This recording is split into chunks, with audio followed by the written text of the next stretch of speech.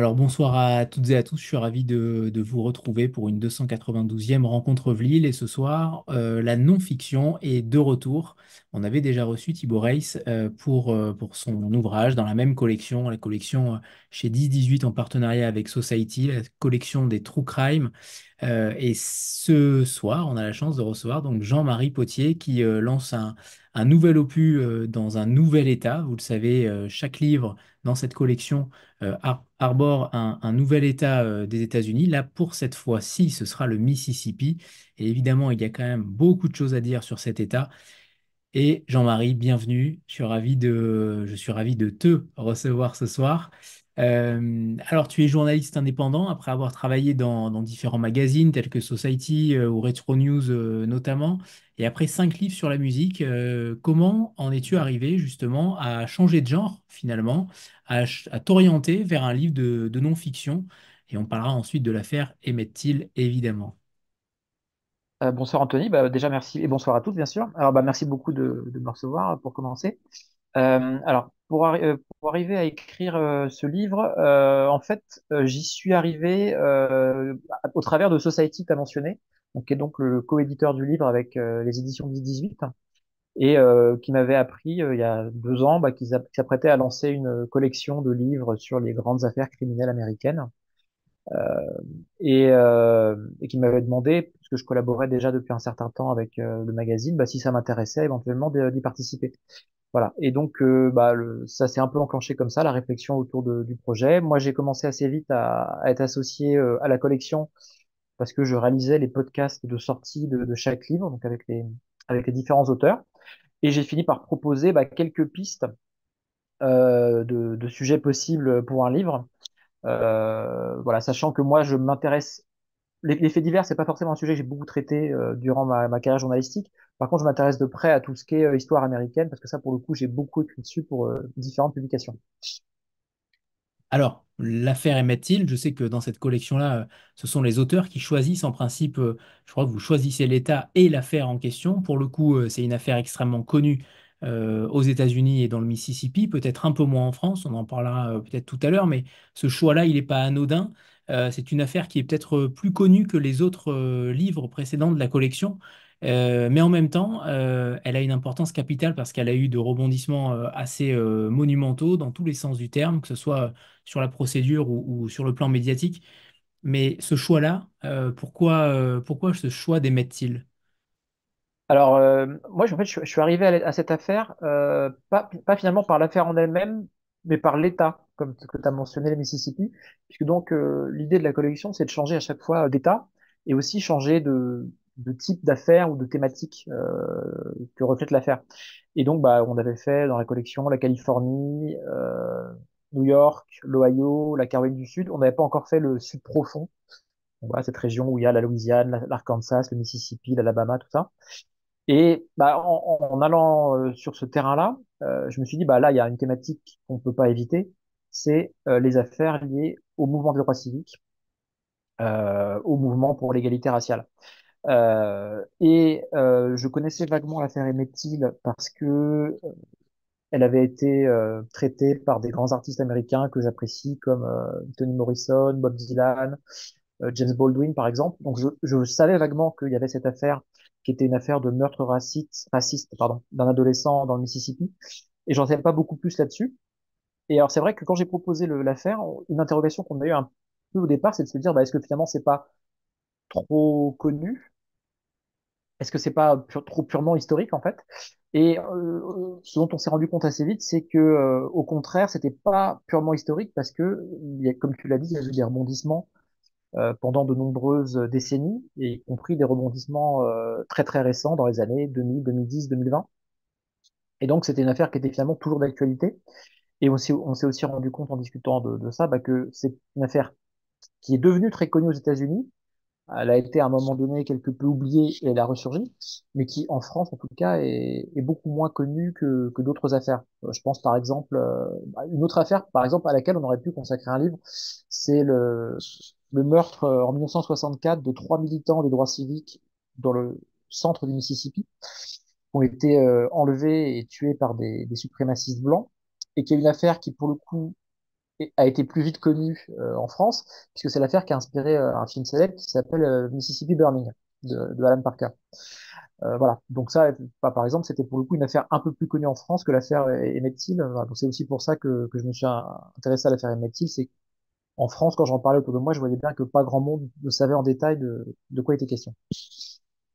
En sachant qu'en effet, il y a eu des documentaires et un film très récent qui est sorti sur l'affaire, qui n'était pas forcément, qui était différent, je pense, de ton livre, qui était beaucoup plus ciblé sur la mer d'Emmett Till et pas forcément sur l'affaire totale.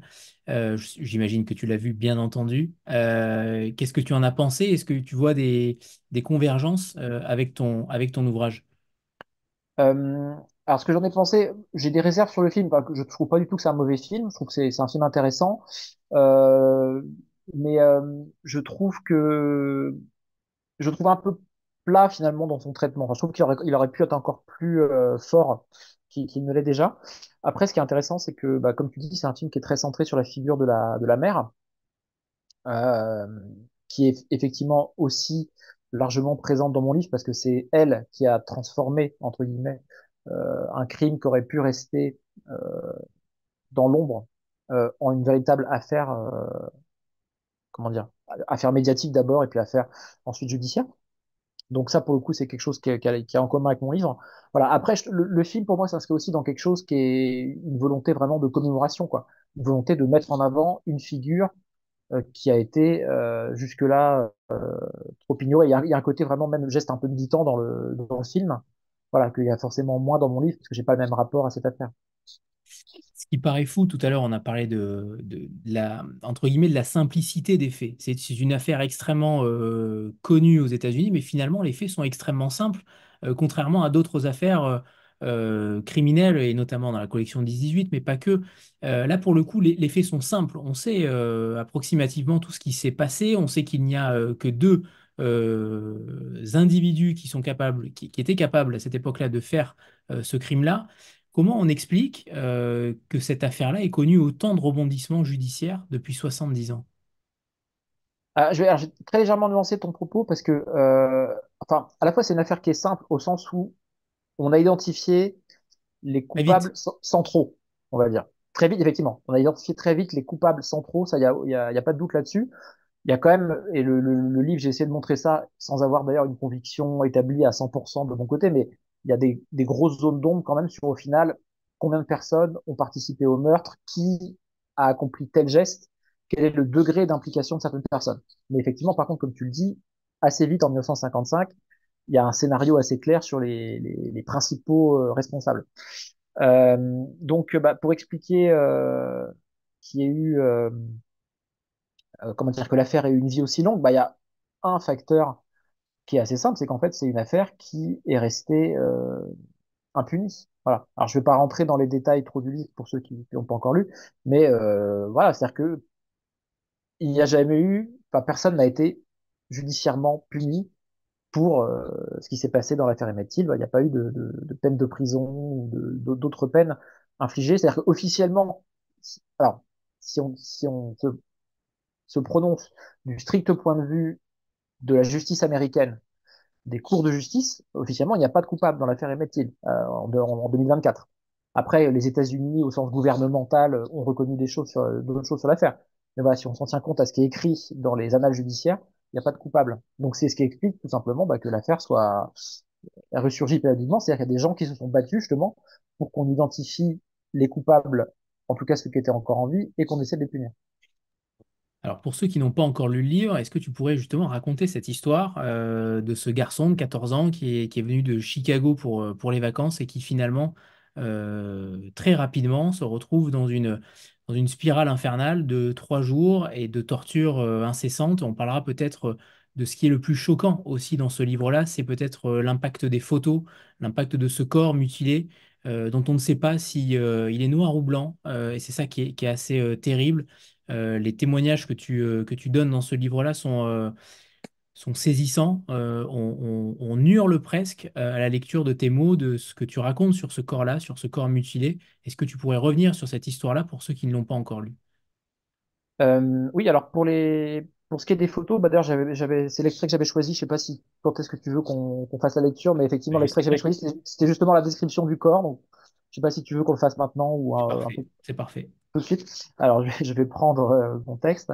Donc, c'est effectivement l'extrait que j'avais choisi en lecture. Donc, c'est la découverte du corps d'Emmett Till, enfin, la vision du corps d'Emmett Till par sa mère. Donc, après son rapatriement à Chicago.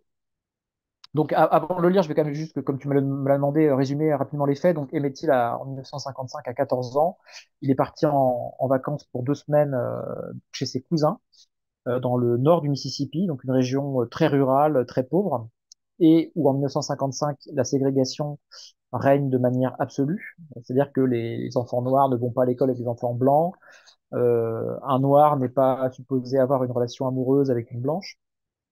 Les noirs sont dans une position de subordination totale par rapport aux blancs dans le monde du travail, et y compris dans les rapports quotidiens de politesse, on va dire.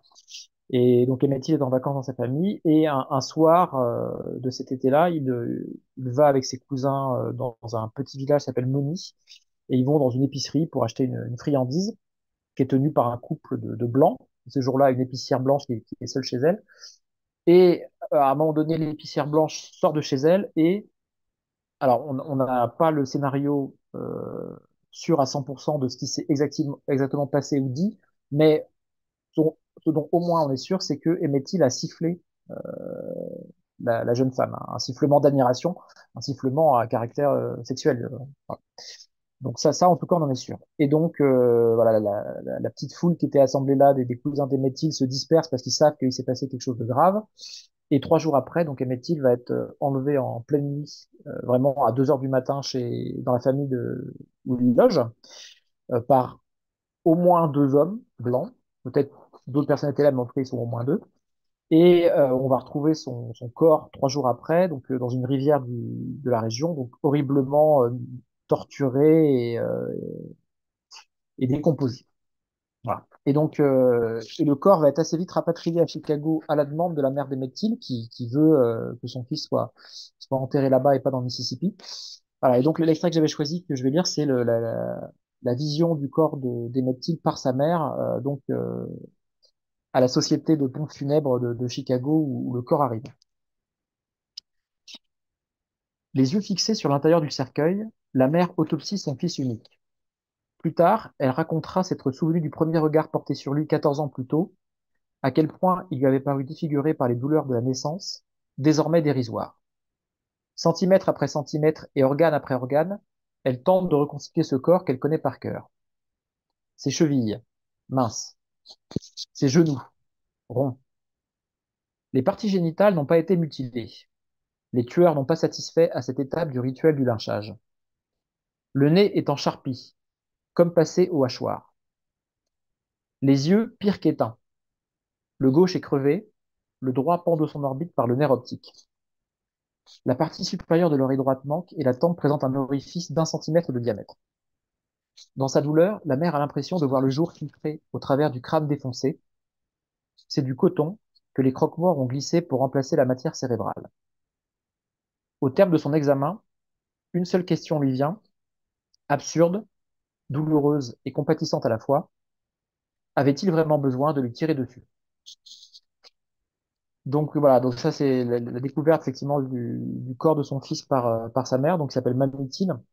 Et j'avais voulu lire cet extrait aujourd'hui parce que c'est un moment crucial de l'affaire, qui est que elle va demander à ce que le corps donc, que je viens de décrire soit pris en photo par des journalistes, donc clairement soit pris en photo à des fins de publication dans la presse. Et elle va aussi demander que le cercueil de son fils soit ouvert dans l'église avant l'enterrement pour que tout le monde puisse voir à quoi ressemble le cadavre. Et elle va aussi demander à l'entrepreneur de pompes funèbres de ne pas entre guillemets, arranger le corps pour le rendre plus présentable. Donc elle veut vraiment que tout le monde voit à quel point son fils a été massacré. Et ça va jouer un rôle décisif après dans la médiatisation et l'engagement militant autour de l'affaire, parce que justement, ça va scandaliser une partie de l'Amérique. Au final, dans la reconnaissance du corps, on a l'impression que grâce à cette chevalière qui est portée par Emmett Till, chevalière qu'il détient de son père.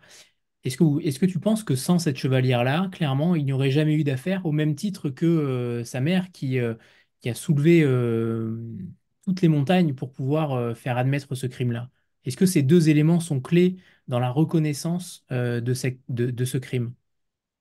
Euh, Oui, je pense que oui, parce que voilà, la chevalière, effectivement, donc elle a permis l'identification du cadavre d'abord par l'oncle d'Emmett Till qui était venu au bord de la rivière le reconnaître. Et c'est vrai qu'après, elle a aussi joué un rôle dans le fait que, notamment pour la justice, de déterminer que, a priori, c'était bien le cadavre d'Emmett Till puisque ce cadavre portait cette chevalière. Euh, donc, Il n'a jamais été question d'ailleurs, il n'a jamais été question, entre guillemets, de crime déguisé. On aurait pu très bien lui mettre sur un autre corps cette chevalière-là. Il ne me semble pas qu'il a été question de cela. alors, enfin, il a été question de cela chez les défenseurs des accusés. Mais c'est une thèse qui a jamais été, je veux dire, il a toujours été reconnu aux yeux, en tout cas, de l'accusation euh, chargée de mener l'accusation, enfin des magistrats chargés de mener l'accusation. Il leur a toujours paru évident que c'était le corps de Till. Après, la défense a tenté quand même de jeter un doute là-dessus. Euh, mais en tout cas, effectivement, une fois qu'on était sûr, alors que 90% des gens, ou 95% des gens étaient sûrs que ce corps était bien celui d'Emmett Till. Ce qui est effectivement la personne qui a effectivement joué un rôle central dans l'affaire, c'est la mère, en choisissant d'exposer le cadavre et de médiatiser la situation.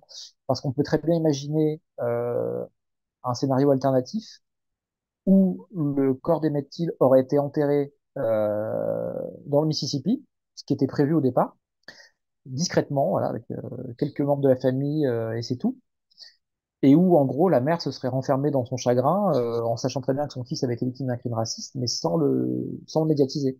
Voilà, ce qui a sans doute déjà eu lieu dans les décennies précédentes dans des affaires du même type. Donc là, c'est vraiment ce qui change les choses, c'est le fait que la mère ne veut pas enterrer l'affaire.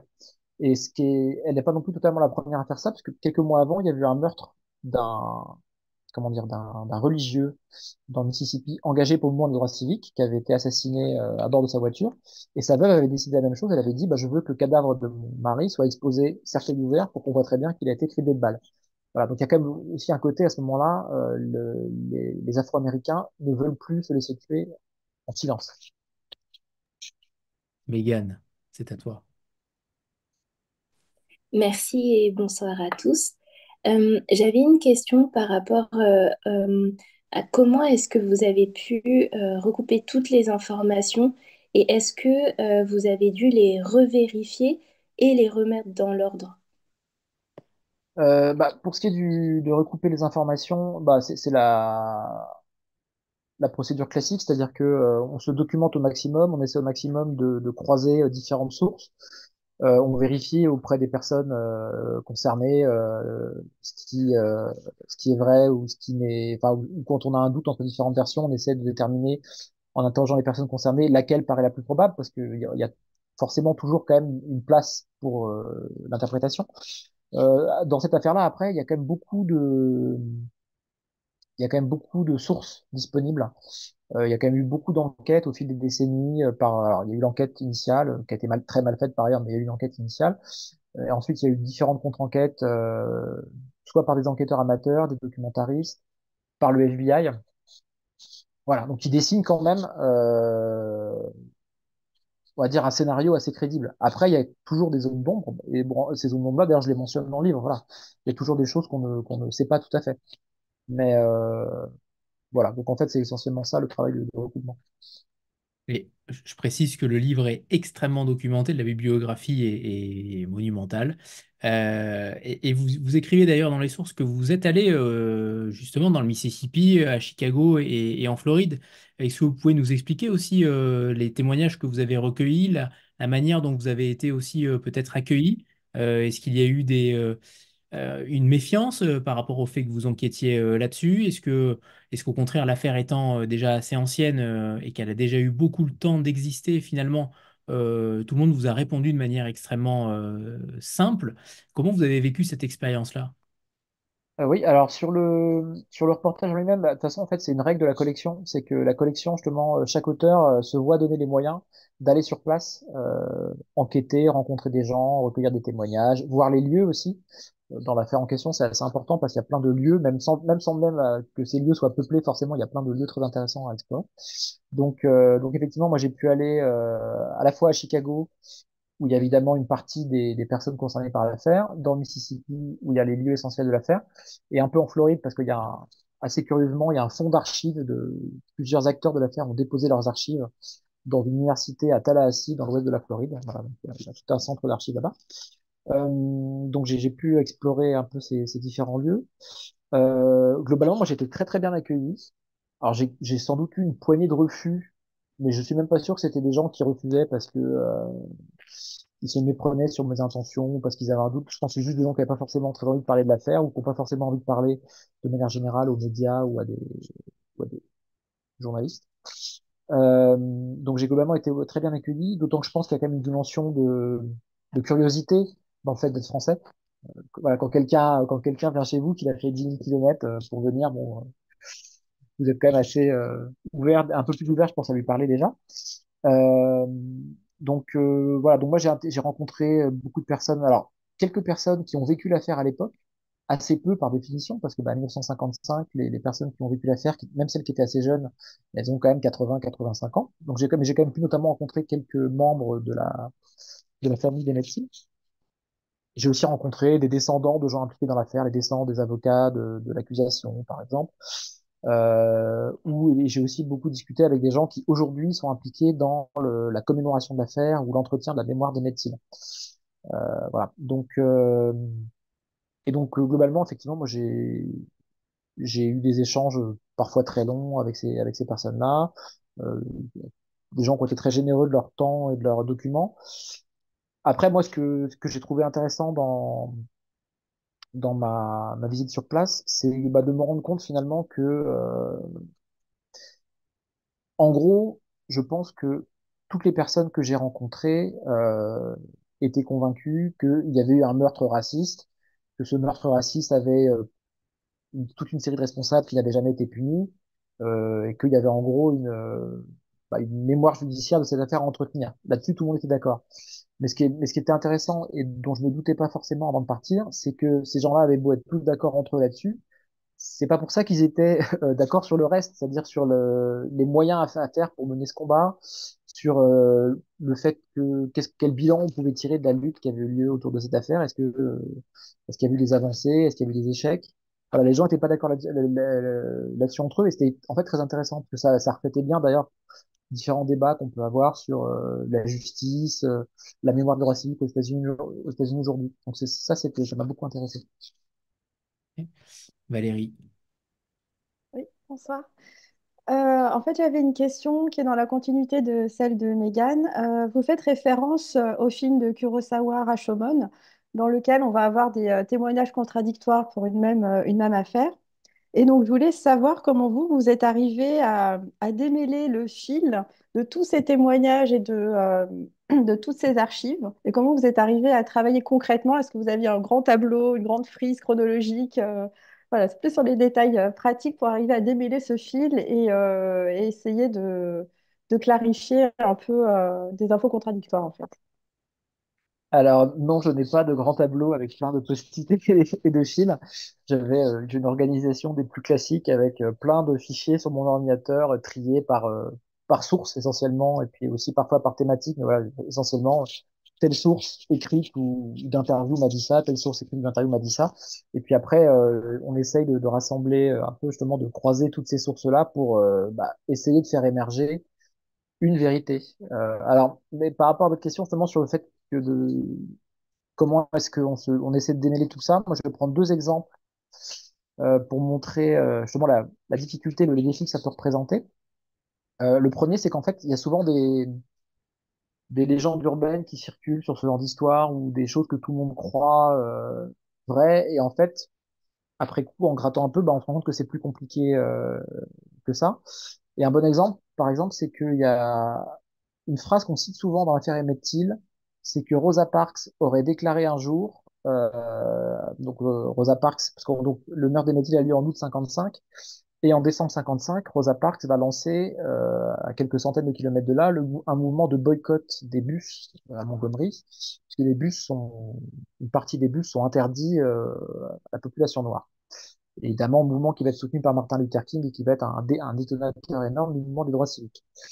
Et il y a une information qui circule beaucoup, qui est qu'elle aurait dit un jour, donc le chauffeur du bus, elle était dans un bus sur une place théoriquement réservée aux blancs. Le chauffeur du bus est venu la voir pour lui dire qu'il fallait qu'elle change de place pour laisser son siège à un blanc, et elle a refusé de le faire, elle a été emmenée au poste, et c'est de là qu'est parti justement ce mouvement de boycott. Et elle aurait, paraît-il, dit, j'ai pensé à Emmett Till et j'ai refusé de me lever. Ça, c'est une phrase qu'on voit circuler un peu partout, voilà, dans beaucoup d'articles sur le sujet ou dans des livres un peu généraux. Et en fait, quand on gratte un peu, bah, en fait, on se rend compte que quelqu'un a dit qu'elle avait dit cette phrase, mais est-ce qu'elle l'a vraiment dit? Pas sûr. Et donc, voilà, on se retrouve finalement à dire, c'est dommage parce que cette phrase, c'est vraiment une super, elle est vraiment hyper percutante, elle raconte plein de choses, mais en même temps, bah, elle est potentiellement pas vraie. Donc, en l'occurrence, dans le livre, j'ai essayé de raconter cette histoire-là entre Emmett Till et Rosa Parks, voilà, à partir de sources, pour le coup, beaucoup plus fiables, qui sont notamment les archives de Rosa Parks, c'est papiers à elle, où on voit en tout cas quelle connaissance et quelle importance surtout elle pouvait accorder à l'affaire à l'époque, ce qui dresse un tableau un peu plus nuancé. Et le deuxième exemple que je voulais prendre, bah, c'est comme vous parlez justement de Rashomon, c'est la scène à propos de laquelle j'utilise cet exemple-là. C'est donc la scène dont je parlais tout à l'heure, qui est le jour où Emmett et ses cousins sont venus à l'épicerie et où, paraît-il, il a sifflé la propriétaire. Et effectivement, bah, j'ai un peu la comparaison de Rashomon parce que bah, quand vous regardez les versions diffèrent énormément.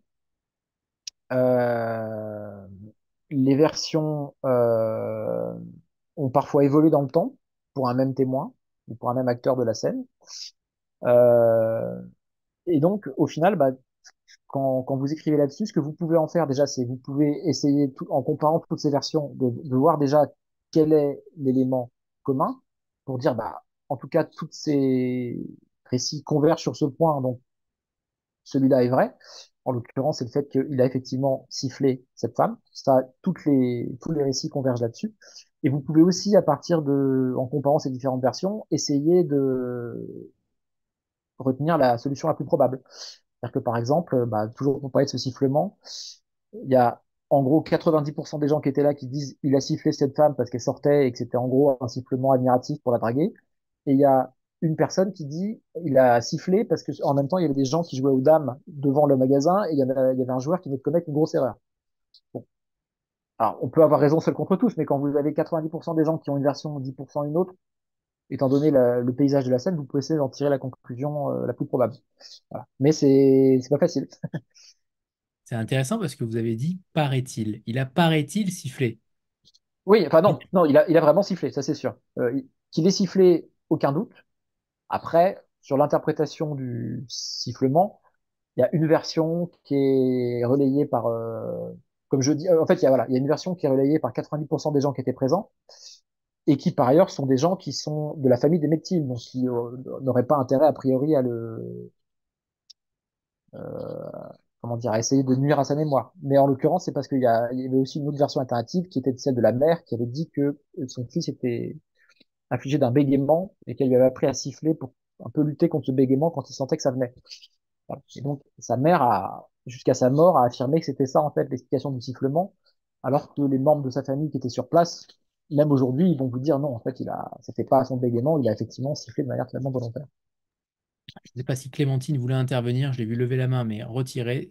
Tu interviens quand tu veux, si jamais c'est le cas. Jean-Marie, j'aimerais justement que vous donniez aussi votre version après toutes ces recherches, tous ces documents que vous avez trouvés. D'ailleurs, on va peut-être revenir d'abord sur ces documents avant d'entendre votre intime conviction. Il y a beaucoup de documents officiels que vous mettez à la fin du texte, comme dans tous les autres livres de la collection, avec un QR code qui permet d'aller sur le site de 10-18 avec une mine d'informations, une mine de photos. Et c'est vrai que c'est assez faramineux comme document. comment on déniche ces documents? Est-ce qu'on a le droit de les publier? J'imagine que oui, bien sûr. Mais c'est intéressant de comprendre comment vous avez pu les diffuser. Est-ce que vous avez eu besoin d'autorisation? Est-ce que c'est des documents extrêmement, parfois des photos extrêmement intimes, des photos de famille la plupart du temps? Il y a beaucoup de documents. Comment vous êtes arrivé à trouver tous ces documents et à les publier ensuite? Sur les photos, c'est pas très compliqué. Je veux dire, les photos, de toute façon, c'est des photos qui sont disponibles sur les bases photos publiques, voilà, qui sont accessibles au grand public, qui sont notamment des grandes agences de presse de l'époque, voilà, qui avaient récupéré des photos de famille d'Emmett Till. Voilà, notamment, par exemple, l'exemple des photos de famille, en l'occurrence, c'est la mère à l'époque qui les a diffusées auprès des médias et qui les avait punaisées sur le cercueil de son fils. De toute façon, pour que tout le monde voit aussi, en même temps que le cadavre, voit à quoi son fils ressemblait quelques mois plus tôt. Là, voilà, ça, pour le coup, c'est assez simple, hein. Après, un exemple, pour le coup, qui est assez amusant de point de vue des documents, c'est tout ce qui est les procès-verbaux judiciaires. Parce il y a eu des enquêtes dans les années 2010, menées notamment par le FBI, donc, qui est revenu sur le dossier. Et donc, il y a qui, enquêtes qui ont produit, je crois, c'est de mémoire, c'est 8000 pages de procès-verbaux d'interrogatoire. Et en fait, il y a eu aux États-Unis, il existe une loi qui s'appelle le Freedom of Information Act, qui permet de demander des documents relatifs à n'importe quelle affaire. Moi, d'ailleurs, j'avais fait une demande. Je crois qu'à ce jour, j'ai toujours pas eu de réponse. Ça fait 1 an. Mais heureusement, il y avait d'autres chercheurs qui, quelques temps auparavant, avaient eux aussi fait des demandes sur le même dossier. Et en fait, il est possible par ce biais-là de récupérer sur des sites, par exemple, des milliers de pages de procès-verbaux des acteurs de l'affaire, de manière tout à fait légale. Et voilà, ce sont des documents qui sont devenus publics, que les autorités américaines ont rendus publics. Alors, ce qui est assez amusant, par contre, c'est que ce sont des documents qui sont en partie caviardés. C'est-à-dire que les personnes qui sont encore en vie, systématiquement, vous avez leurs noms qui sont blanchis dans le texte. Et puis aussi, parfois, certaines réponses sont blanchies. Voilà, pour l'instant, vous avez carrément une page entière où il n'y a rien. Donc, c'est parfois un jeu de pistes. Mais par ailleurs, c'est absolument passionnant en tant que journaliste de se plonger là-dedans. Parce que, bah, pour prendre un exemple, en lisant profondément en profondeur toutes ces pages de procès-verbaux, qui sont des vrais procès-verbaux, c'est-à-dire c'est pas des procès-verbaux parfois comme les enquêtes françaises en produisent, où on va dire Monsieur Machin explique ça, Monsieur Machin explique ça. Là, c'est vraiment des dialogues. On a les questions, les réponses, tout est enregistré, c'est de la pure retranscription. Et donc, vous avez l'impression vraiment de vivre la scène de l'interrogatoire. Vous voyez l'agent du FBI qui débarque, qui se présente, qui caresse le chien de la personne qui vient interroger, qui commence à parler, à échanger des banalités pour le mettre en confiance et tout, parler de sa famille, parler de la région. Et vous voyez comment petit à petit on essaie de tirer un fil pour faire confesser des choses sur une affaire depuis longtemps enfouie. Voilà, donc c'était vraiment une source absolument passionnante pour moi. Est-ce que vous avez été justement à la vue de ces documents, à la vue des informations que vous avez recueillies, est-ce que vous avez été choqué, surpris par certaines choses? Est-ce que finalement votre connaissance de l'affaire, tout à l'heure vous disiez que vous les aviez entendu parler, mais à travers différentes autres sources, est-ce que ça vous a percuté aujourd'hui? Vous êtes parti en 2023, à l'été 2023 il me semble, avec votre œil nouveau d'aujourd'hui, votre œil récent. Est-ce que vous avez été choqué? Qu'est-ce qui vous a interpellé dans cette affaire-là? Alors moi, ce qui m'a choqué, alors au-delà de la sauvagerie des faits, là, dont on a parlé tout à l'heure, évidemment, quand on voit concrètement la description du cadavre, par exemple, ça on en a déjà parlé, ce qui évidemment m'a choqué. Moi, quelque chose qui m'a choqué, c'est notamment en fait le tout début de l'affaire, c'est-à-dire le volet judiciaire de l'affaire en 1955, c'est-à-dire que le meurtre a lieu dans les tout derniers jours d'août 1955. Et les deux principaux accusés vont être traduits en procès le 19 septembre. Donc vous avez même pas 3 semaines entre la découverte du cadavre et le procès. Voilà, ce qui est juste, enfin, qui paraît totalement inimaginable vu de France, où entre un meurtre et un procès en cour d'assises, 1 an, c'est minimum, et déjà 1 an, c'est très court. Et d'ailleurs, aux États-Unis, à l'époque, ce délai-là, qui est en partie dû à des raisons politiques assez complexes, déjà aux États-Unis, à l'époque, ce délai-là est totalement étrange et exceptionnel. Et donc, moi, c'est peut-être la principale chose qui m'a choqué, c'est de voir finalement à quel point l'enquête avait été précipitée, bâclée, à quel point il n'y avait pas vraiment eu d'enquête, en fait, enfin, de vraie enquête approfondie à l'époque. Donc ça m'a choqué. Et alors, par contre, il y a un deuxième versant de cette chose-là, ce qui est aussi quelque chose que j'ai découvert, c'est que de loin, j'aurais pu croire que l'affaire avait été complètement enterrée par une justice aux ordres, 100% raciste. En fait, quand vous plongez dans l'affaire, vous vous rendez compte que c'est pas le cas non plus. C'est-à-dire qu'il y a quand même eu à l'époque des magistrats blancs qui ont voulu instruire l'affaire pour faire condamner le meurtre. Ça nuance quand même aussi un peu cette chose-là. Après, en plongeant, on comprend aussi les raisons pour lesquelles on a abouti à une erreur judiciaire. Mais c'est pas non plus un système monolithique judiciaire qui a voulu écraser l'affaire. On n'a pas encore cité les noms des deux individus. Alors c'est difficile de les appeler coupables parce qu'ils n'ont jamais été condamnés par la justice et c'est ça qui est terrible. C'est J.W. Milam et Roy Bryant. Et donc la femme dont on parlait tout à l'heure, c'était la femme de Roy Bryant, Caroline Bryant, qui a été sifflée. Euh, qui étaient-ils ces deux hommes? Comment? Alors on sait qu'évidemment ils ne sont plus en vie. Ils ont été tous les deux atteints de cancer. Je crois que les deux ont été atteints de C'est ça, cancer. ouais, ouais, tout à fait. C'est quand même assez surprenant, mais en même temps, au Mississippi, dans le Mississippi, je pense que le taux de cancer est assez élevé. Pour le coup, ces deux individus-là, comment vous auriez pu les caractériser? Ce sont des beaux-frères, de surcroît. Ils vivent dans un milieu plutôt modeste. Ils ont eu une vie, en effet, de haut et de bas.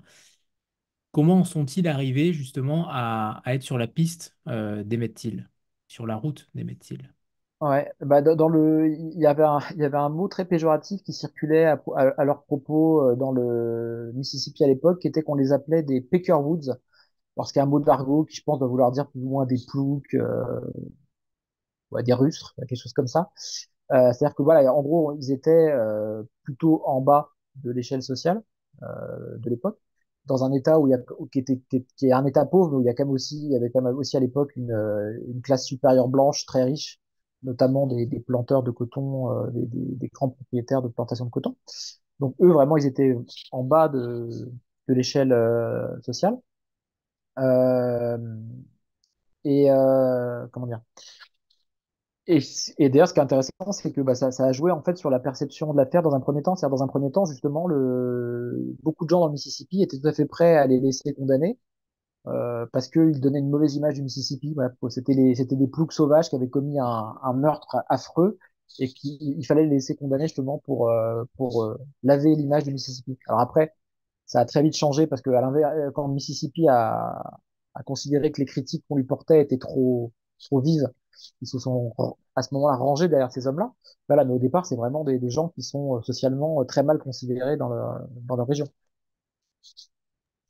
Et ce dont on n'a pas encore parlé, c'est ils ont été entre guillemets innocentés par un jury. Ce jury, évidemment, il était terriblement biaisé. 12 hommes blancs, bien évidemment, ça change forcément la donne pour plusieurs raisons. C'est que les femmes ne pouvaient pas être électrices et les noirs non plus. Donc clairement, ça changeait beaucoup de choses sur la finalité de l'affaire. Ce jugement-là. Est-ce qu'il fait découler finalement la suite des événements? Alors, juste pour nuancer, enfin, à l'époque, les femmes et les noirs avaient le droit de voter, hein, quand même. Le droit de Oui, vote avait été ouvert aux femmes depuis 1920, je crois, et avait été ouvert aux noirs depuis théoriquement encore plus longtemps. Voilà, donc les femmes avaient le droit de voter, mais par contre, elles n'avaient pas le droit de siéger dans les jurys dans le Mississippi, c'était vraiment écrit dans la loi. Et les noirs, théoriquement, enfin les hommes noirs en tout cas, avaient tout à fait le droit normalement de siéger dans les jurys, sauf que pour siéger dans les jurys, il fallait être inscrit sur la liste électorale. Et que dans le nord du Mississippi, quand vous étiez un noir et que vous alliez vous inscrire dans la liste électorale, bah, le fonctionnaire vous regardait d'un mauvais œil, votre patron vous regardait d'un mauvais œil, vous essayez de vous faire virer de votre boulot, voire pire. Donc, ce qui fait qu'en fait, les noirs ne s'inscrivaient pas sur la liste électorale et donc, par définition, ne pouvaient pas être jurés. Voilà. Et bah, en fait, ce que ce verdict va changer à l'affaire, en fait, c'est assez simple. C'est qu'en fait, le verdict va entre guillemets, enterrer l'affaire pendant quasiment un demi-siècle. C'est-à-dire qu'en fait, pour le Mississippi, bah, une fois qu'il y a le verdict innocence, l'affaire, elle est enterrée, on oublie, on n'en parle plus, quoi. Et ce qui est intéressant, c'est que ça va avoir cet effet-là sur le Mississippi, mais ça va aussi avoir cet effet-là un tout petit peu sur le mouvement des droits civiques, qui pourtant aurait dû être de l'opinion inverse. Ça aurait dû dire, bah, c'est une erreur judiciaire, on va continuer à se battre pour la régler. Et en fait, ça n'a pas été le cas. C'est-à-dire qu'en gros, entre 1955-56 et ça a commencé à changer dans les années 80, l'affaire, elle n'est pas oubliée, mais dans le paysage des droits civiques et de l'histoire des droits civiques, elle s'estompe un peu. Et moi, j'en ai pas mal parlé avec les gens que j'ai rencontrés sur place. J'aurais posé la question. Et en fait, ce qu'ils m'ont dit, bah, c'est qu'en fait, vous avez une affaire qui est déjà sordide. On a un adolescent qui se fait massacrer, où il y a en plus une connotation sexuelle plus ou moins quand même, puisqu'il s'est fait massacrer, paraît-il, parce qu'il a essayé de draguer une femme blanche. Et par ailleurs, l'affaire se termine mal, puisque les coupables ne sont pas punis. Donc en fait, vous avez une affaire finalement, même pour le mouvement des droits civiques, c'était dur de s'emparer de cette affaire dans les décennies qui ont suivi. Contrairement, je veux dire, à bah, le Rosa Parks et le mouvement des bus de Montgomery, ça a fini par aboutir. Ou même d'autres affaires sanglantes, je sais pas, le meurtre de Martin Luther King par exemple, ou d'autres affaires de meurtre de militants dont on se parle. C'était plus facile de s'en emparer parce que les gens qui étaient victimes étaient des militants. Et j'étais mort en tant que militant à cause de ça. Donc l'affaire Emmett Till avait un côté finalement un peu plus trouble, ce qui fait que bah, voilà, ce verdict d'innocence de septembre 55, pour beaucoup de gens, ça a permis de passer à autre chose et d'éviter l'affaire. Je rebondis sur ça, puisque page 117, vous écrivez à quel moment une affaire qui n'a rien d'isolé cesse d'être celle de plus pour devenir celle de trop et déclenche de manière consciente ou non le passage à l'action. Est-ce que vous avez répondu à cette question? Bah, je pense qu'en filigrane, j'ai répondu. Alors, d'ailleurs, finalement, ça paraît presque rentrer en contradiction avec ce que je viens de dire. C'est-à-dire que sur le coup, l'affaire a un retentissement énorme. Elle devient effectivement l'affaire de trop. Quand je dis qu'elle s'estompe, c'est qu'elle va s'estomper, mais après, hein, c'est-à-dire en 56, 57, 58, là, l'affaire va commencer à sombrer un peu dans l'oubli. Sur le coup, en 55, pour le coup, le retentissement médiatique est colossal, le procès est archi suivi par des dizaines de journalistes, enfin, voilà, c'est un retentissement énorme. Et sur le fait que ça devienne l'affaire de trop, bah, moi, j'avance trois explications, enfin, trois pistes, c'est même pas vraiment des explications, mais trois pistes possibles, en tout cas, de contexte dans le livre. C'est déjà que l'affaire survient dans un contexte où il y a des avancées importantes pour les droits des Afro-Américains, puisque notamment elle survient un an après un arrêt très très célèbre de la Cour suprême américaine qui s'appelle Brown versus Board of Education, qui met fin à la ségrégation dans les écoles. Donc, voilà, on a quand même un arrière-plan de combat très fort pour les droits civiques, donc ça entre en résonance avec ça. L'affaire aussi, c'est la troisième affaire dans le Mississippi en 3 mois de meurtre liés aux droits civiques. Sauf que les deux premières étaient des adultes actifs, des militants. Et là, on a un adolescent qui est en vacances, qui ne vient pas du tout du Mississippi, donc qui est vraiment une victime très particulière, donc ce qui fait que l'affaire ressort encore plus. Et le troisième phénomène qui fait que l'affaire devient celle de trop, bah, c'est ce que je disais tout à l'heure, c'est-à-dire que c'est le fait que la mère d'Emmett Till, donc Mamie Till, et les organisations afro-américaines qu'elle va solliciter, bah, font un maximum pour médiatiser l'affaire, justement pour éviter qu'elle ne sombre dans l'oubli. Pas à court terme. Bon. Et justement, les deux accusés ce qui paraît extrêmement cruel peut-être aussi, c'est lorsque ces deux accusés sont payés par la presse pour donner leur véritable version des faits et donc avouer le crime qu'ils ont commis, tout en sachant évidemment qu'aucune poursuite ne pourra être réelle, qu'il y a une prescription et que finalement ils ont déjà été, il y a déjà eu un non-lieu pour le procès, on ne pourra pas être rejugé une deuxième fois. Ça paraît extrêmement cruel comme situation. Qu'est-ce que vous y voyez derrière? Est-ce que vous avez comment dire, une piste sur... c'est entre guillemets extrêmement idiot d'avoir fait ça. C'est extrêmement surprenant, alors qu'ils avaient été déjà innocentés. Pourquoi se sont-ils remis à remettre de l'huile sur le feu? Bah, la piste, elle est assez simple. Enfin, la principale explication, elle est assez simple, c'est qu'en fait, ils sont fauchés. Ils sont dans une situation de détresse financière énorme, en fait, tout simplement. C'est-à-dire que quand je disais tout à l'heure qu'ils étaient vus comme des ploucs par le Mississippi, donc effectivement, au début de l'affaire, tout début, les premiers jours de l'affaire, ils sont effectivement vus comme des ploucs qui font honte au Mississippi. Après, pendant quelques semaines, le Mississippi va, on va dire, se ranger un peu derrière eux à très court terme. Et dès que l'affaire est finie, je veux dire, leur situation sociale, elle est complètement ruinée, notamment parce que c'était deux personnes qui avaient des commerces qui fonctionnaient beaucoup avec une clientèle noire. Bah, c'est tout simplement, les Noirs savent que ces gens-là ont tué un adolescent noir, ils arrêtent d'aller acheter chez eux. Donc, leur commerce périclite très vite, leur activité commerciale s'arrête. Voilà, donc en gros, ils sont aux abois financièrement. Et le journaliste qui va venir justement leur arracher ses confidences, bah, il le sait très bien. Voilà, et donc c'est pour ça qu'il propose de les payer parce qu'ils se disent bien que par contre, ils ne lui parleront pas gratuitement. Donc c'est pour ça il leur fait une offre financière. Ce qui par ailleurs est très fréquent aux États-Unis, alors beaucoup plus qu'en France. C'est quelque chose qui se fait beaucoup plus dans les pays anglo-saxons de payer des témoins, voire des criminels pour parler. Et par ailleurs, je pense que oui, enfin, c'est quelque chose de plus large dans le journalisme de faits divers qui se pratique pour faire parler un criminel. Enfin, je voyais il y a quelques jours, j'ai vu pour la première fois le documentaire Shoah de Claude Lanzmann. Alors, sans faire évidemment de comparaison entre la responsabilité criminelle des personnes en question, il interviewe des criminels nazis dans le film, il les a payés. Et c'est connu. Voilà. Donc c'est une pratique vraiment assez courante. Y compris même pour les témoins du Titanic. Ça, je ne savais pas non Oui, plus. ouais. Oui, effectivement, le télégraphiste du Titanic apparemment était un des premiers. Un des premiers. Alors lui, par contre, c'était voilà, c'était un témoin, parce que c'était pas un coupable, il avait quand même a priori essayé de faire son travail jusqu'au bout, mais voilà, qui avait effectivement vendu son histoire à l'époque. Donc ça, effectivement, c'est la première raison, et qui effectivement ils sont aux abois financièrement. Et la deuxième raison, par ailleurs, c'est qu'ils ne risquent a priori rien, puisqu'il y a ce principe dans le droit américain et qui d'ailleurs existe aussi dans le droit français, qui est que vous ne pouvez pas être jugé deux fois par la même juridiction pour un même crime. Voilà, c'est-à-dire en France, si vous êtes acquitté par une cour d'assises pour un meurtre, et si après il n'y a pas d'appel ou de pourvoi en cassation ou ce genre de choses, bah, vous ne pouvez pas être réinculpé du même meurtre plus tard. Et donc eux, c'est la même chose. Donc finalement, ils ne risquent rien à avouer. Et pourtant, l'affaire continue, entre guillemets, puisqu'il y a quand même des rebondissements ensuite. Alors, on va peut-être pas tout dévoiler, mais il y a quand même différents rebondissements ensuite, même après leur mort. C'est quand même surprenant qu'une affaire. Alors, moi, je l'ai comparé aussi à l'affaire du petit Grégory, qui a eu aussi une longévité assez enfin, extrêmement forte et qui reste dans la mémoire des Français notamment.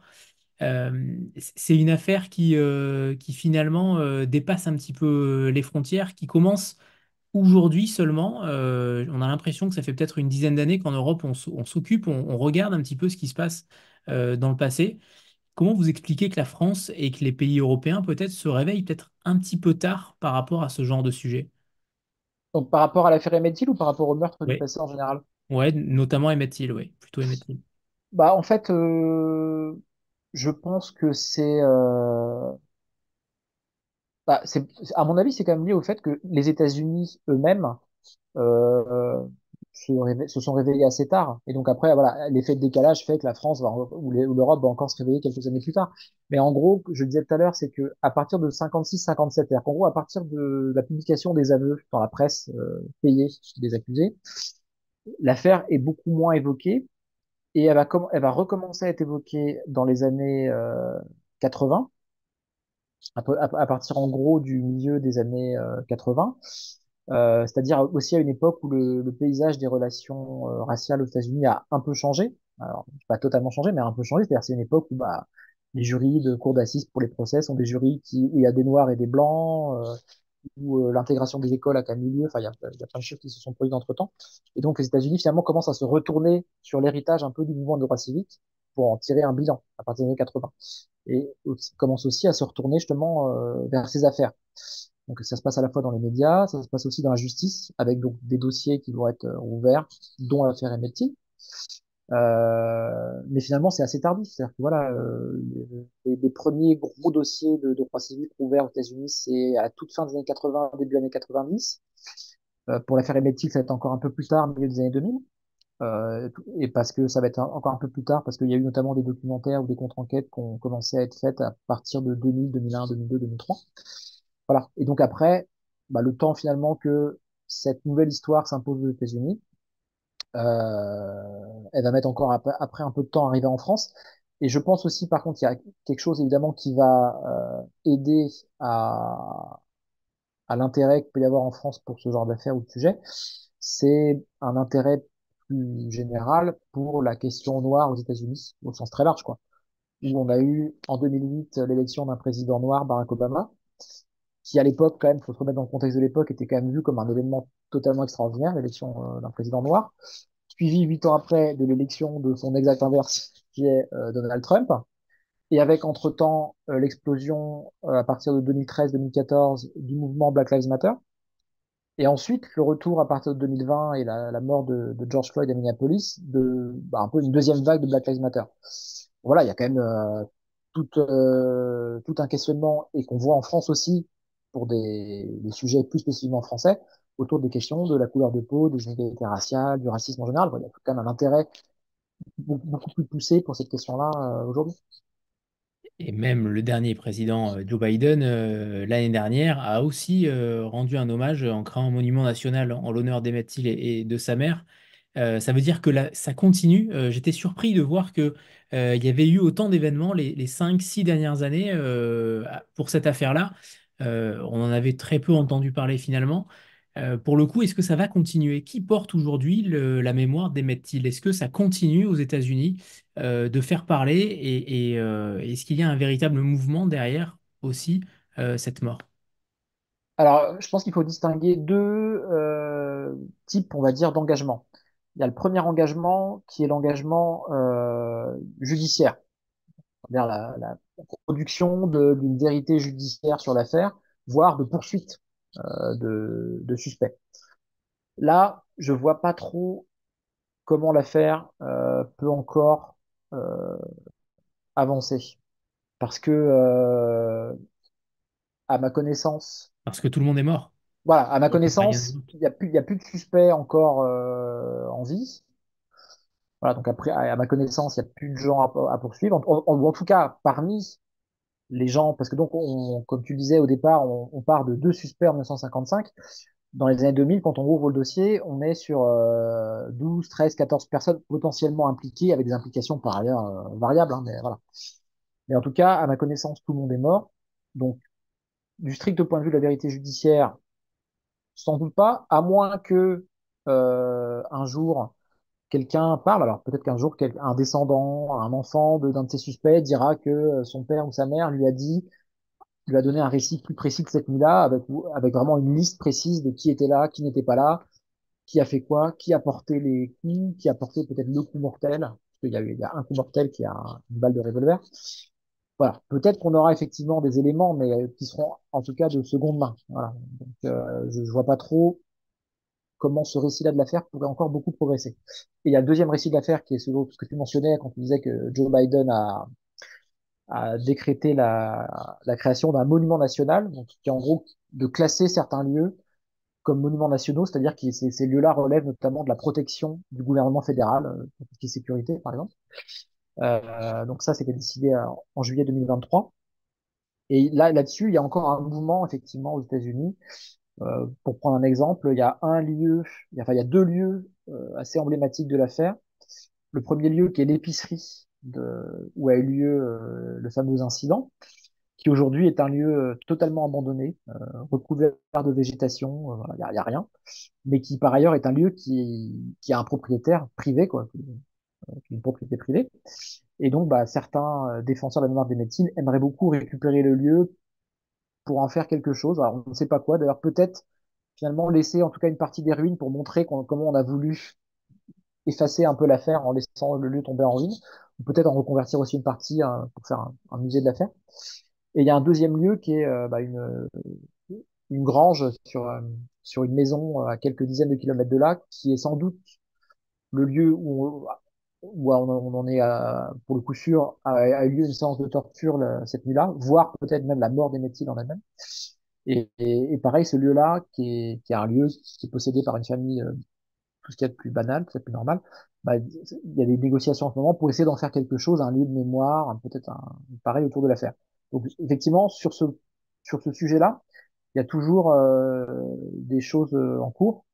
Et d'ailleurs, moi, je vois, parce je sais qu'il y a un livre qui est censé paraître là dans quelques semaines aux États-Unis sur alors, un nouveau récit du procès de 55. Je sais que j'ai quelqu'un que j'avais rencontré là-bas qui prépare un livre justement sur cette fameuse grange où ont eu lieu les tortures et sur ce que symbolise le lieu, qui doit sortir, je pense, dans un an ou 7, 8 mois. Là, j'ai envoyé un mail à tous les gens que j'ai interviewés pour le livre pour leur annoncer. Il y en a un ou deux qui m'ont dit, ah bah super, et puis bah, qui par ailleurs eux-mêmes travaillent aussi sur des ouvrages sur le sujet. Voilà, notamment parce que bah, en 2025, ce sera les 60 ans de l'affaire, donc il y aura sans doute aussi un peu une impulsion mémorielle là-dessus.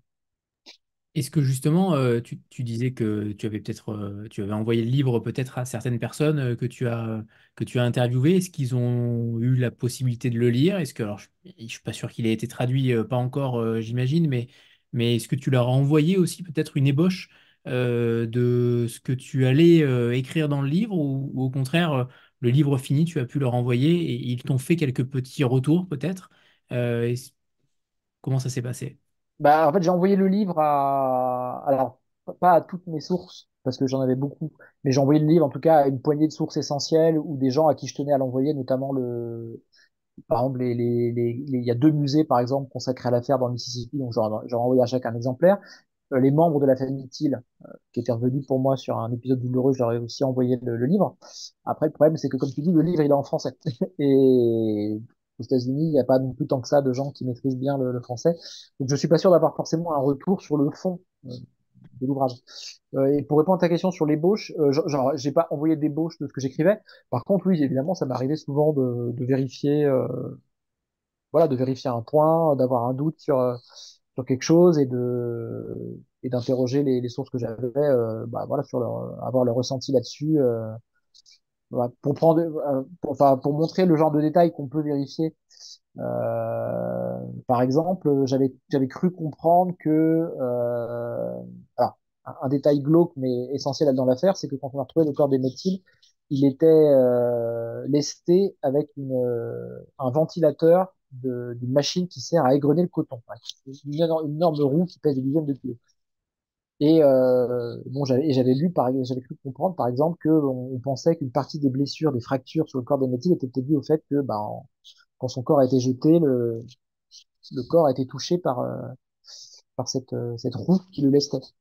Voilà, donc c'est le genre de détail. Et donc, bah, j'ai envoyé des emails à mes sources, notamment ceux qui avaient assisté à l'autopsie ou qui avaient accès au rapport d'autopsie pour demander, bah, est-ce que j'ai bien compris? Est-ce que c'est bien ça? Que, en tout cas, potentiellement, ce serait une explication possible de certaines blessures, étant donné évidemment que bien sûr que l'essentiel des blessures était dû à des coups portés volontairement par les assassins.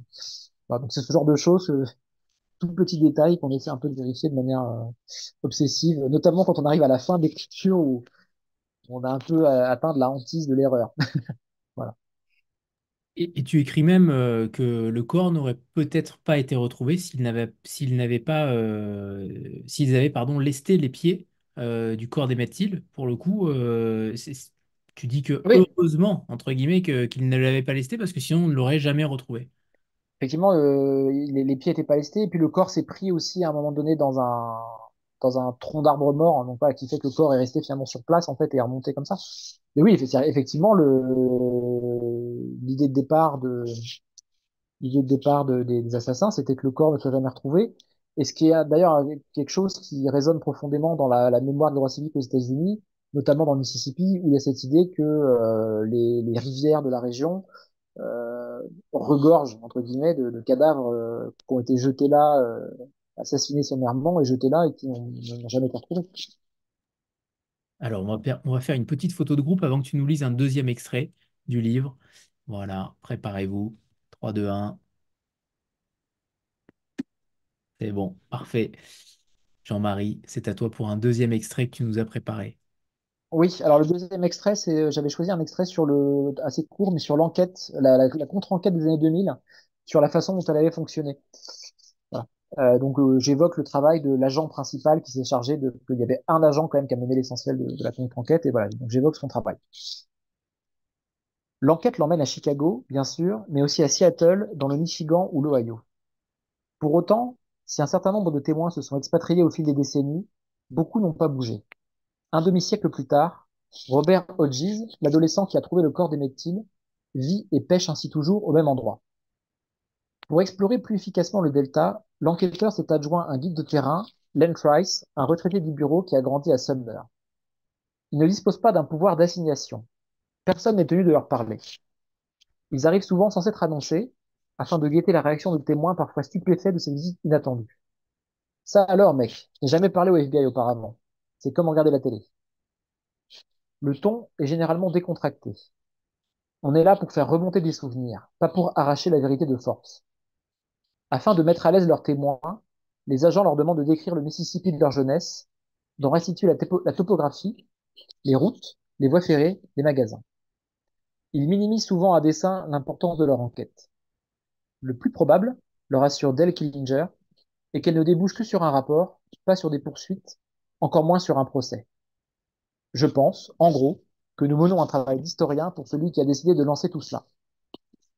Alors, en fait, j'avais choisi cet extrait avant notre rencontre. En fait, je trouvais intéressant pour deux raisons. Déjà, parce que ça rejoint ce que je disais tout à l'heure sur le fait de se plonger dans des milliers de pages de procès-verbaux.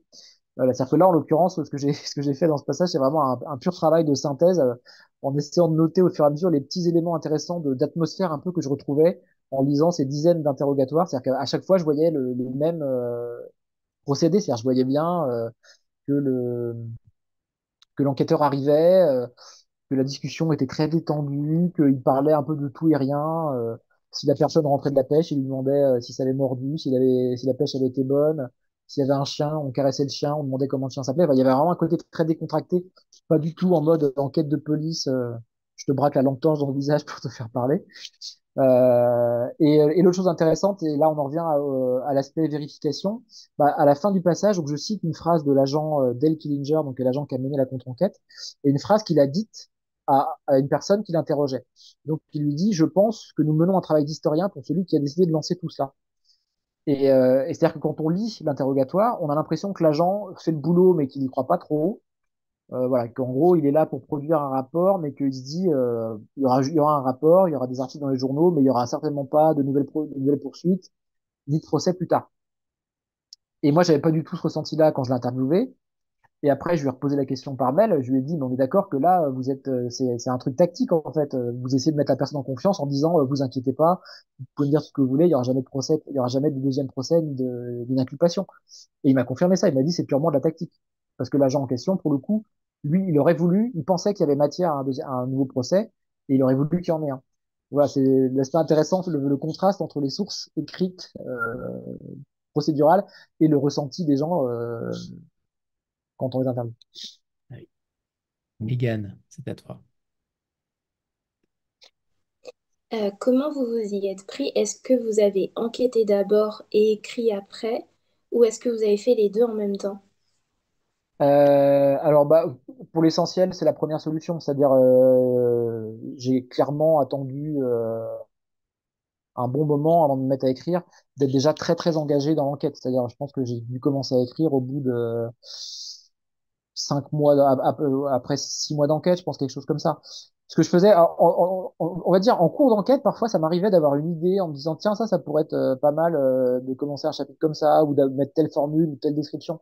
Donc je le notais pour pas l'oublier, mais c'était vraiment des petits trucs, des petites choses. Le vrai travail d'écriture, il est venu en cours d'enquête. Par contre, ce qui est vrai, c'est dans la phase finale, les 15 derniers jours, il y a tout un jeu d'aller-retour entre le texte qui est déjà très bien avancé et puis d'ultimes vérifications ou d'ultimes questions, parfois des sources qu'on découvre un peu à la fin ou qui émergent à la fin. Il y a tout un travail à la fin. Mais ce qui est vrai, oui, c'est que j'avais, je pense, 90% de ma documentation, de mes interviews, de fait, quand j'ai vraiment commencé à écrire le manuscrit. Alors, il y a une question d'Aurélie aussi dans le chat, mais qui pourrait peut-être s'adresser à Elsa Delachère et Stéphane Régis qui dirigent la collection chez 10-18. Si ce genre de récit, si la collection allait peut-être être traduit aux USA, distribué aux USA, est-ce que c'est une piste? Est-ce que c'est envisageable? Est-ce que euh, on a l'impression que ça pourrait faire véritablement un carton aux USA aussi pour se remémorer les différentes affaires dans chaque État? Ils sont encore plus concernés, entre guillemets, que les Français. Et c'est vrai que, alors nous, ça y est, on est déjà très chanceux, on les a chez nous, donc on n'est pas forcément jaloux, mais ça pourrait être une piste aussi. Est-ce que ça a été envisagé pour 10-18? Moi, ce que j'en sais, ce que j'ai eu l'occasion d'en discuter, c'est qu'il y a effectivement quelqu'un chez 10-18 qui s'occupe de tout ce qui est adaptation au sens très large des livres, alors qu'il peut aussi bien être de la traduction en langue étrangère que l'adaptation en podcast, en série télé, en film, enfin, l'achat de droit, on va dire. Donc, euh, donc je pense que c'est pas impossible. Voilà. Après, je pense que ça peut dépendre aussi, je pense, de chaque affaire, parce qu'il y a il y a parmi les affaires qui ont été traitées pour l'instant par la collection, il y a des affaires qui ont fait l'objet de plus de choses aux États-Unis et d'autres de moins de choses. Voilà. Après, je, je sais d'expérience que la traduction d'auteurs français de non-fiction aux États-Unis, c'est quelque chose quand même de relativement rare. Les Américains sont pas les euh, déjà sur la littérature de fiction, je sais que c'est parfois compliqué pour les auteurs français de se faire traduire. Sur la non-fiction, sur les histoires spécifiquement américaines, je pense que les Américains sont parfois, je pense, ils se disent, nous, on est les mieux placés, quoi. Euh, mais un peu comme si en France, est-ce qu'on traduirait volontiers un livre anglais sur l'affaire Grégory ou sur l'affaire du pont de Ligonnès, par exemple. Voilà, peut-être que si le livre vaut le coup, on le ferait. Hein. Mais voilà. Donc je sais que c'est une piste, c'est une possibilité, mais je ne dirais pas que c'est une certitude en tout cas. Très bien, très bien. On croise aussi des personnages, alors on croise beaucoup de personnages dans le livre, hein, puisqu'on est dans une époque où, en effet, que ce soit Rosa Parks, Martin Luther King et autres, mais on croise aussi William Faulkner. Et je pense que beaucoup de lecteurs français vont être surpris parfois de certains passages, qui a des idées pour les moins singulières. Euh, comment vous l'avez déniché, ces extraits où William Faulkner intervient? Je trouve que c'est quand même symptomatique aussi d'une certaine époque. Même les grands écrivains peuvent fauter, entre guillemets. Ouais, alors sur la faute de Faulkner, par ailleurs, il y a un facteur qui complexifie les choses, mais qui est très dans le cas de Faulkner, qui est très important, c'est l'alcool, qui est que Faulkner avait quand même un problème avec l'alcool et qu'il y a certains des propos tenus sur l'affaire Thiel au sens large, je sais pas trop quel était son degré de lucidité à ce moment-là. Voilà, et il y a pas, enfin disons que voilà, les positions de Faulkner sur les droits civiques, sur l'égalité, ont aussi varié à cette époque-là, y compris dans des laps de temps assez courts. Voilà. Donc, pas pour dire que en tout cas les propos que je cite dans le livre montrent aussi, ça montre plutôt quelqu'un d'ambigu sur le sujet ou qui a des variations que quelqu'un qui a des positions hyper arrêtées. Voilà, donc moi j'ai découvert, en fait j'ai découvert parce que tout simplement Faulkner est quand même assez vite central, enfin, et un personnage à la fois absent de l'affaire mais assez vite présent, c'est-à-dire qu'au sens où par exemple le procès le jour où le procès des assassins, enfin des accusés s'ouvre, il y a un journaliste qui lui ressemble beaucoup et tout le monde est persuadé que c'est Faulkner, en fait, qui est venu couvrir le procès, par exemple. Parce que, évidemment, c'est l'écrivain le plus célèbre du Mississippi et sans doute même des États-Unis à l'époque. Donc, tout le monde est persuadé qu'il est là. Comme il est du Mississippi, les médias le sollicitent pour savoir sa réaction à l'affaire. Voilà, donc effectivement, il est très clairement une figure littéraire plane au-dessus dès le début de l'affaire. Et d'ailleurs, ce qui est assez, pour l'anecdote, ce qui est assez amusant, c'est que au départ, j'avais prévu de mettre en exergue du livre, j'avais prévu de mettre une citation d'un magnifique roman de Faulkner qui s'appelle Lumière d'août. Euh, une scène où, en fait, où un noir se fait tuer de manière très violente, une scène très violente, mais où, on va dire, dans la façon dont Faulkner décrit la scène, on voit déjà un meurtre qui va euh, rester dans la mémoire de tous ceux qui ont assisté ou qui en ont été témoins. Voilà, une espèce de tâche que rien ne pourra venir effacer. Je trouvais que ça reflétait assez bien l'atmosphère du livre. Mais j'ai décidé finalement de pas le faire parce que un de mes prédécesseurs dans la collection avait déjà lui-même mis une citation de Faulkner en exergue de son livre, donc on s'est dit on va pas leur servir du Faulkner à chaque fois. Et finalement, c'est Billie Holiday. Et là, clairement, c'est dans vos cordes, puisque la musique Oui, fait partie exact. intégrante de vos compétences. Oui, c'est tout à fait. Voilà, j'ai pris Billy Holiday alors que pareil, la chanson n'a évidemment aucun lien avec l'affaire Emmett Till puisque c'est Strange Fruit, évidemment morceau légendaire, mais qui a été écrit à la toute fin des années 30 et enregistré au début des années 40. Voilà, mais qui reflète en tout cas, qui évidemment donne une image très frappante des meurtres racistes qui étaient commis à l'époque dans le Sud. Tout à l'heure, j'ai évoqué la chevalière du père d'Emmett Till qui lui a transmise, enfin, c'est pas lui qui lui a transmise, c'est sa mère, mais son père, justement, il a failli faire pencher la balance aussi. Cet épisode-là, il est quand même intéressant comment dire, dans la divergence entre ce qu'une famille peut dire d'un homme qui est en principe mort au combat et qui finalement a un passé beaucoup plus trouble. Et en même temps, Emmett Till a failli payer pour lui, a failli payer pour son père. C'est ça qui est aussi très intéressant, c'est qu'il est devenu quasiment comptable de son père, des faits et gestes de son père. Est-ce que vous pouvez nous raconter ce... C'est pas une anecdote véritablement, je trouve que c'est quand même très important d'en parler parce que ça aurait pu faire pencher encore plus la balance du côté des ségrégationnistes. Bien sûr. Alors donc le père d'Emmett Till qui s'appelait Louis Steele, voilà, donc qui était divorcé de la mère d'Emmett Till au moment de sa mort, de sa propre mort, puisque le père d'Emmett Till donc est mort en 1945. Et en fait, quand l'affaire éclate, l'information qui est publiée dans la presse, c'est bah, le père d'Emmett Till était un soldat américain et il est mort en Europe en 1945. Donc tout le monde est plus ou moins parti du principe qu'il était mort sans doute au front durant les combats. Et l'information qui est sortie après l'affaire, c'est qu'on a appris que il avait en fait été condamné à mort alors qu'il était sous uniforme américain pour viol et meurtre commis sur des femmes en Italie. Et donc il avait été pendu. Euh, et, et ça n'avait pas été dit par la famille d'Emmett à l'époque, alors que, alors ça, j'ai pas abordé ça en détail dans le livre parce qu'il y a des questions de place, donc on n'est pas tout. Alors que il paraît difficile de croire que la famille d'Emmett ne savait pas du tout les circonstances de sa mort. Euh, voilà. C'est difficile à croire, même si apparemment, dans un premier temps, l'administration américaine avait envoyé un avis de décès très très lapidaire qui mentionnait pas vraiment ce qui s'était passé. Ça semblait difficile à croire que 10 ans après les faits, ils n'étaient pas du tout au courant de ça. Et donc, bah, ils ont été accusés d'avoir dissimulé la vérité. Et puis, bah, en gros, avec l'argument du bah, le père était un violeur et un criminel. Donc, pas de raison, on peut penser que le fils était lui-même un violeur en puissance et qu'il aurait sans doute violé cette femme blanche qu'il a lourdement draguée dans le Mississippi. Et donc, ça, voilà, ça a joué effectivement un rôle dans espèce de processus d'enterrement de l'affaire. Et alors, ce qui est très intéressant dans cette histoire, c'est que donc, par ailleurs, le père de Métis donc, a été pendu en Italie, dans la région de Pise, mais que dans les années, alors dans mon souvenir, c'est à toute fin des années 40, l'armée américaine a décidé d'enterrer dans un même lieu tous les condamnés à mort, tous les soldats condamnés à mort pendant la guerre.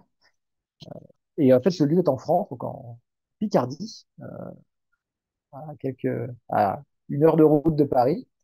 Vous avez un cimetière militaire américain qui, pour une très très large partie, est un cimetière public, évidemment, qui se visite, réservé, entre guillemets, aux combattants morts de la Première Guerre mondiale, donc des soldats qui sont essentiellement morts en 1917 et en 1918. Et vous avez un petit carré qui, pour le coup, est interdit d'accès. Alors, même si on peut en faire la demande quand on est journaliste, et moi j'ai réussi à y avoir accès, et où il y a une soixantaine de tombes de soldats qui ont tous été condamnés à mort et exécutés, et qui, pour la grande majorité d'entre eux, par ailleurs, étaient noirs. Et ce qui est l'autre aspect intéressant de cette affaire, c'est que il y a eu notamment quelques articles de contre-enquête qui ont été publiés. Il y a aussi un livre qui existe d'ailleurs en français qui s'appelle Écrire pour sauver une vie, qui revient sur l'affaire du père d'Emmett Till et sur les doutes qu'on peut avoir sur sa culpabilité. Euh, Il n'a jamais voilà, avoué les faits. il a jamais volé.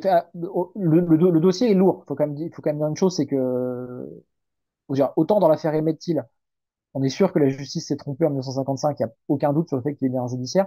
Dans le cas du père d'Emmett Till, le dossier judiciaire est quand même assez lourd. Mais en tout cas, ce qu'on sait à l'époque, c'est que je veux dire, l'armée américaine n'était pas moins raciste que l'était la société américaine.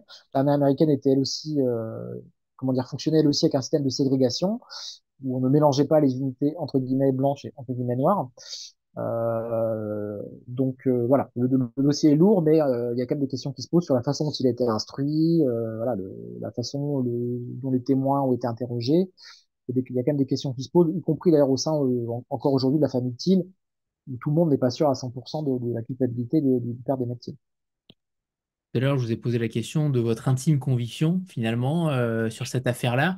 Si vous deviez en trouver, en déceler une piste véritable selon tout ce que vous avez étudié, archivé, vous avez compilé, j'imagine, une tonne de documents monstrueuses, votre intime conviction, elle se trouve où?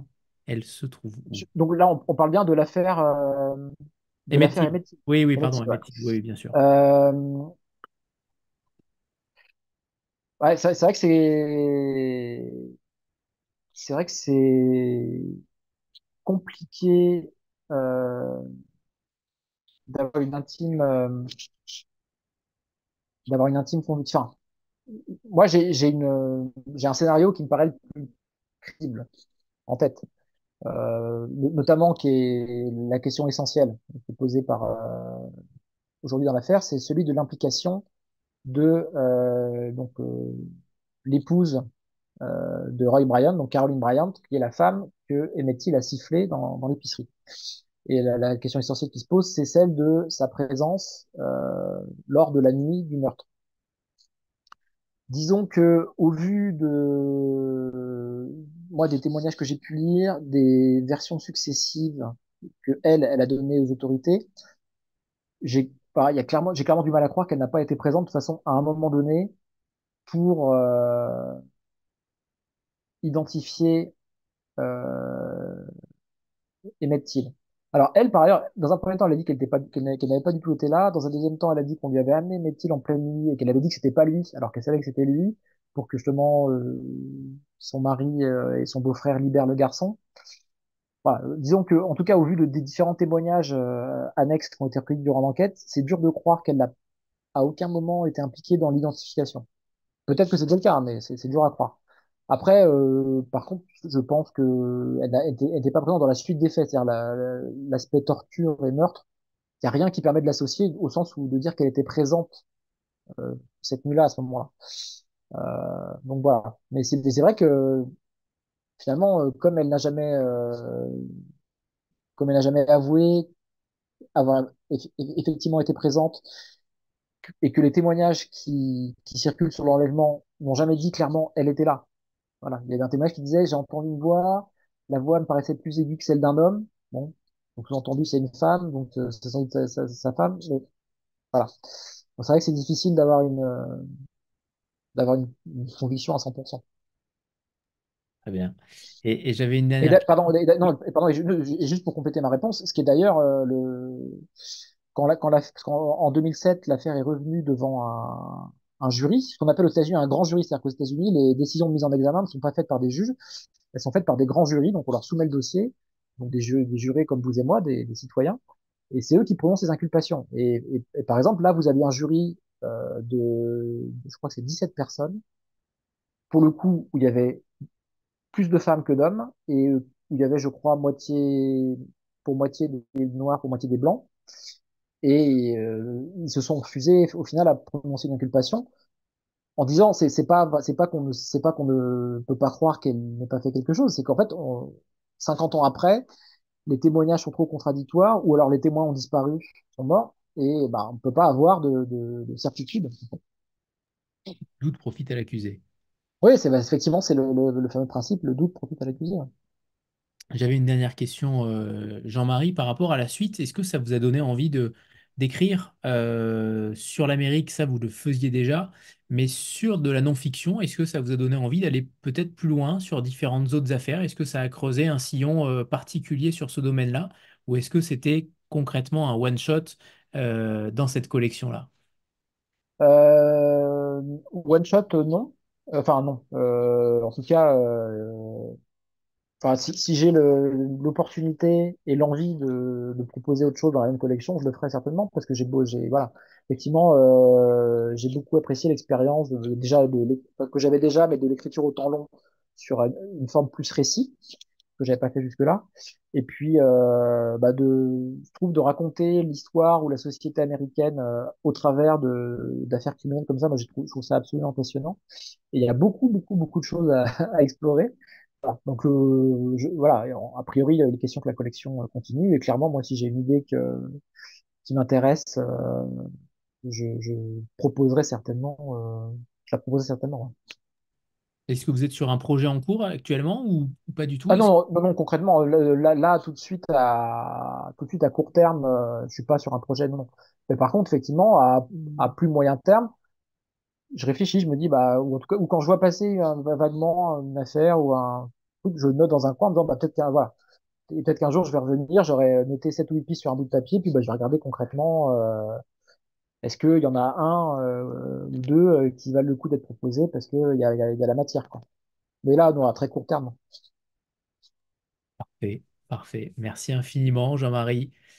Merci pour cette rencontre et pour ce livre-là qui fait ressortir l'affaire Emmett Till en France, qui concrètement demande encore à être connue et reconnue et à être comprise surtout parce qu'elle n'est pas si évidente que ça, malgré la simplicité initiale des faits, mais uniquement de cet enlèvement et de ces deux coupables présumés coupables, en tout cas au début. Mais pour le coup, je trouve que véritablement, vous faites un travail formidable sur la construction du récit. J'imagine que le travail faramineux que ça a dû encore coûter. J'avais dit la même chose à Thibaut Reis parce que concrètement, dans chaque livre que vous faites dans cette collection-là, on ose imaginer le travail qu'il y a derrière, au-delà des témoignages et des interviews que vous donnez. Derrière, il faut trier, il faut mettre en contradiction, et c'est peut-être ça qui est le plus délicat. Est-ce que vous avez eu des doutes aussi sur la version que vous choisissiez finalement. Comment on fait le distinguo entre les deux versions? Est-ce qu'on choisit celle qui nous sied le plus? Est-ce qu'on choisit celle qui finalement est la plus probable? Comment vous faites cette différence-là? Bah, moi, le distinguo, je le fais c'est un peu comme je disais tout à l'heure, c'est-à-dire qu'il y a des cas où vous avez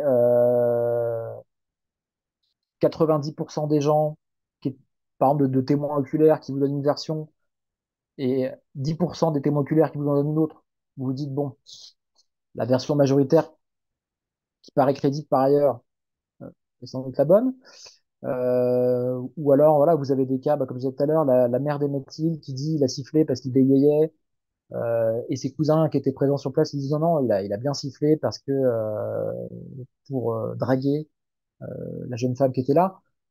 Vous vous dites entre une mère de famille qui a vécu le martyre de la mort de son fils et qui tente, on va dire post-mortem, d'expliquer son geste, et les témoins oculaires qui étaient là présents le jour J et qui 50 ans après continuent d'affirmer ce qu'ils affirmaient déjà à l'époque. Bon, a priori, vous retenez pas pareil l'explication la plus probable. Mais voilà, effectivement, il y a toujours une part de choix ou d'interprétation. Et parfois aussi, tout simplement, bah, vous citez ce qui est la version officielle en disant que c'est la version officielle. Voilà, ça veut pas dire que c'est la bonne version, mais la version officielle au sens où il y a quand même des documents officiels sur l'affaire, notamment il y a quand même deux rapports d'enquête du FBI, un de 2007 et un de 2021, qui portent voilà, par ailleurs pas tout à fait sur les mêmes aspects de l'affaire. Voilà, donc parfois aussi, parce que le FBI, d'ailleurs lui aussi parfois ne conclut pas, dit bah il y a lieu de penser que cette personne nous a pas dit toute la vérité, mais en même temps, on peut pas non plus conclure qu'elle a été forcément impliquée ou qu'elle était forcément des choses à se reprocher dans l'affaire. Voilà, donc parfois aussi, tout simplement, vous arrivez au même point que les enquêteurs et vous dites, quoi. Et merci. Merci Jean-Marie. Une très belle Et soirée à vous.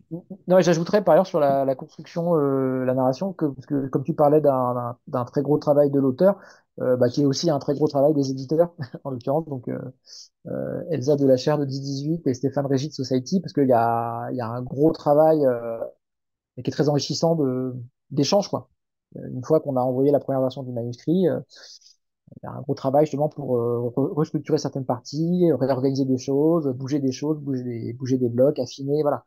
Qui est qui est un travail qui est quand même assez passionnant, enfin, qui évidemment peut parfois être assez à vif pour un auteur, parce que c'est quelque chose qu'on a écrit, donc parfois on se bat aussi pour conserver des changements, mais qui est surtout un travail extrêmement enrichissant, parce que bah voilà, on rend le livre aussi plus lisible et plus convaincant dans tout ce travail de réécriture et d'échange un peu au gré des versions, quoi. Tu as raison de le dire, en effet, de préciser. Bah, moi, ça m'arrive aussi de réécrire des gens, donc je défends aussi les gens qui relisent et qui réécrivent, parce que ça, c'est aussi une partie de mon travail de journaliste. J'imagine. Merci à tous. À très bientôt, Jean-Marie. Peut-être dans un prochain ouvrage, on verra dans la J'espère. Et puis, collection. merci à tout le monde pour toutes les questions. C'était vraiment hyper intéressant. Eh ben, super. Et ben, en effet, vous avez le podcast qui est déjà disponible. Alors là, comment vous avez fait justement, Jean-Marie? Vous vous êtes interviewé vous-même ou pas? Ah non, bah non, ça aurait été, solution quelque peu étrange. Non, c'est Anaïs Renevier, donc, qui est l'autrice du tout premier volume de la série qui s'appelle L'affaire Alice Krimis, qui se passe à New York dans les années 60. Donc voilà, donc bah moi à l'époque quand elle avait sorti son livre, je l'avais interviewé pour le podcast et donc là on a inversé les rôles pour celui-là. Ouais. C'est parfait. Et ben voilà, je vous souhaite à tous une très belle soirée. Et évidemment, pour ceux qui l'ont pas lu, allez-y, foncez. Vous n'allez évidemment pas être déçus, comme on l'a dit tout au long de la rencontre ce soir. Merci Jean-Marie et merci à Julia Merci qui est Anthony. ici et Aurélie. Merci à tous. Très belle soirée. Au revoir tout le monde.